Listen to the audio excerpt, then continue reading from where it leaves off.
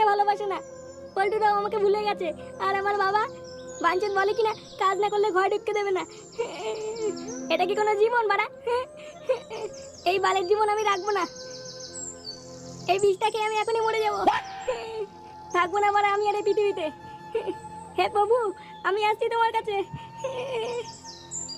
ফুটো, এ ফুটো, কি রে বাঞ্চো, উঠলি? কই রে? কি রে ঢামনা, কটা বাজে? সকাল 10টা বাজে আর ঢামনা এখনো ঘুমিয়ে আছে। কোনো কাজ নেই, থালা ফেলে শুধু গিলছে আর ঘুমাচ্ছে। চোদন না খেতে চাইলে তাড়াতাড়ি উঠবি।